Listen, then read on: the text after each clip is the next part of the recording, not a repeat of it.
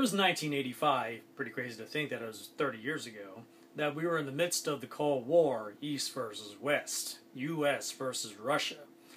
We, earlier in the year, May of 85, we had seen John Rambo take on the Communists and the Vietnamese as he basically did a total revisionist history of Vietnam and rescued some POWs in the campy but fantastically fun Rambo First Blood Part 2. Later in the year, Stallone is at it again and brings us easily the greatest guilty pleasure of the Rocky franchise, that being 1985's Rocky IV. Rocky IV, where Rocky Balboa takes on the Russians in the form of the giant machine Ivan Drago. Now, when I say guilty pleasure, in hindsight, you look at Rocky IV and you see how it is so parodized and satired in many things like South Park or anything by Trey Parker and Matt Stone. Montage, anyone? Just the style of basically just telling a story through montage. And that all falls on the hands of the writer, creator, and director, Sylvester Stallone himself. Prior to Rocky IV, Rocky 1 and 2 obviously were serious films, and they were great films. And then Rocky 3 started getting into the campiness that Rocky was slowly devolving into. But still, Rocky 3 was very enjoyable. It was a lot of fun, and it had a fantastic villain in Clubber Lang, played by Mr. T. But now we have Rocky 4, which is a blatant and obvious commentary on the state of the Cold War, as Russia says that it wants to enter the ring in boxing, in professional boxing, and they want to bring their workhorse Ivan Drago into the mix. And lo and behold, the former champion Apollo Creed wants to be the first man to take on this juggernaut, and he asks for Rocky Balboa's assistance in getting him trained and ready to face off with this giant of a man in a exhibition match. Now, obviously, if you haven't seen Rocky IV already, there's going to be spoilers in here, so you're going to want to get a top on that. And considering that the Rocky spin-off Creed is just around the corner, and the trailers are already spoiling the film for you, either way, you need to get on top of this. This is a quick 91-minute fun fest. And, yeah, it's just loads of fun, cheesy fun. So, basically the situation is that Apollo chooses to fight this man and totally underestimates his abilities and ends up paying the ultimate price in the ring and basically gets the snot kicked out of him, and he ends up dying in the ring after taking a pummeling.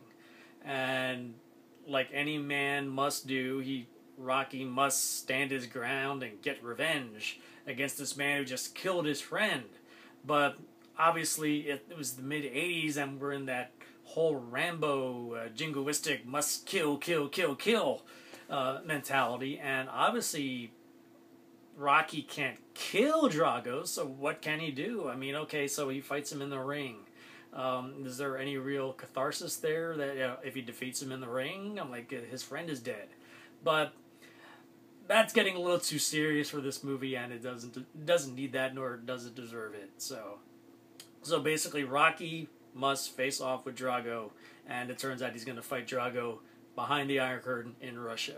So this scantily, quickly moving, flashy 91-minute montage flick basically is just so ridiculously entertaining. Like I said, it's a guilty pleasure in the Rocky franchise. It's got great montage training sequences that is powered by a fantastic score by Vince DiCola and numerous songs that just stay with you for forever. Hearts on Fire, Burning Heart, Eye of the Tigers brought back, Sweetest Victory, No Easy Way Out. Songs like that are just like, it's like when you hear those songs, you know exactly what scene is going on in the movie. Like No Easy Way Out, which I just mentioned, is played over Rocky remembering his past as he's trying to decide to face off with this Russian. And he's out driving through the streets of Philadelphia, And this song is playing in the background while he's like thinking back on events that happened in Rockies 1, 2, 3, 4, and what he's going to be facing. And he really, Stallone, really helped hone the maybe even had a hand in developing the MTV look of flashy editing and music and the hybrid, and how that can really tell a story very well. So through montages, we get the montages of training sequences, and he nicely juxtaposes the training between the natural training that Rocky goes through and the mechanical training of Drago, where he uses the weights and the machines and steroids, perhaps, but and how that all comes together, and then we get the big fight at the end. And when Rocky IV came out, everybody knew that. Everyone was wondering how the hell he's going to beat this guy, and it's kind of unfortunate that the one sheet for the poster for Rocky IV came out, and it's got him in a victorious pose draped in the American flag, so it already gave it away that you kind of have an idea that Rocky's going to come out of this on top. But how exactly, you don't know. So basically it just goes to just like other Rockies, with the exception of 3, I guess 5, and they go the distance, and it's just a slugfest left and right. And there's a lot of cheesiness and a lot of hokiness involved in this in the last 20 minutes of the finale. It maybe even, I don't know if it's 20 minutes, but there's like there's some really cheesy moments where the pro-Russian crowd suddenly starts changing sides and starts getting pro-American. I'm like, come on, really? I know this is a movie, but this is too cheesy, Stallone. Come on, Sly. That's getting ridiculous. And then to top it all off, after the fight's over, he goes into this really corny, hokey speech about human existence, and how it's better to have 2 men fighting it out and duking each other, trying to kill each other, than having millions of people doing it and killing each other. And it's recently there was a great bit from I think it was Funny or no, College Humor, I think it was, where they did a parody of the ESPN's 30 for 30, and it basically looked at the fight that ended the Cold War between Rocky Balboa and Ivan Drago, and it was a very entertaining and a great parody and satire of this film.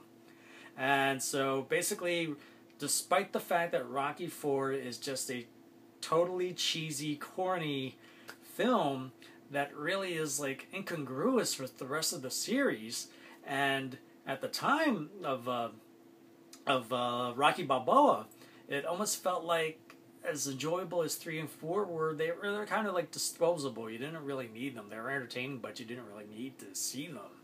But as now with Creed coming out, I guess you really have no choice, but you have to see Rocky IV to get context for Creed. And now it seems like you really only don't need to see Rocky V.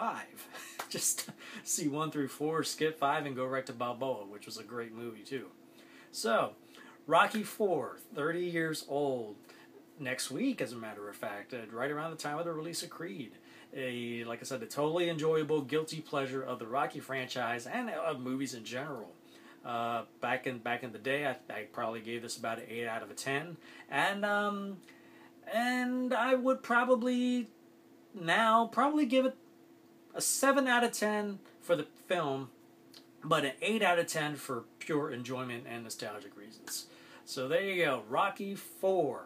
A movie that we thought was going to be the end of the Rocky franchise, but we were wrong, and thankfully we were wrong, and we got to Rocky Balboa, which was, again, a great film. So, if you like my review, hit that like button below. So, have you seen Rocky IV? Have you seen any of the Rocky films? Which one is your favorite? Which one is your least favorite? What's your favorite part of Rocky IV? Mine might be the robot. I think I remember it being the robot. And please share in the comments below.